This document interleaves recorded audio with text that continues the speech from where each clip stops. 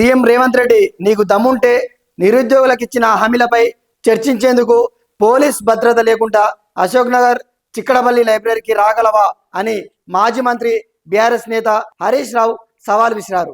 ఎన్నికల ముందు ఉద్యోగాలు నిరుద్యోగ భృతి అంటూ నిరుద్యోగులను వేడుకొని వాడుకొని అధికారంలోకి వచ్చాక వదిలేశారని ధ్వజమెత్తారు. శుక్రవారం నక్లెస్ రోడ్లోని జలవిహార్లో కాంగ్రెస్ నిరుద్యోగ బాకీ కార్డ్ ఆవిష్కరణ కార్యక్రమంలో హరీష్ రావు పాల్గొని ఈ విధంగా మాట్లాడారు. నిరుద్యోగులకు ఇచ్చిన హామీలు నిలబెట్టుకోకపోతే బట్టలు ఉడదీసి కొడతారని ఆయన హెచ్చరించడం జరిగింది. ఉద్యోగ నోటిఫికేషన్లు ఇవ్వడం లేదు, కానీ 2 నెలల ముందే మద్యం నోటిఫికేషన్లు ఇచ్చారని ఆయన ఎద్దేవా చేశారు. జేబులు నింపాలని అడిగితే జేబులు నింపుకుంటున్నారని తను ఆరోపించడం జరిగింది.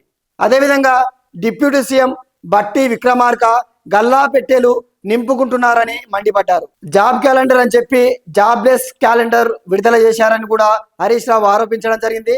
ఇప్పటి వరకు ఒక్క నోటిఫికేషన్ అయినా ఇచ్చారా అని సీఎంను ఆయన ప్రశ్నించడం జరిగింది. 2 లక్షల ఉద్యోగాలు job calendar mega DSC bogus అయిందని, రాజీవ్ యువ వికాసం వికసించక ముందుకే వాడిపోయిందని ఆయన అక్కడ ఎద్దేవా చేయడం జరిగింది.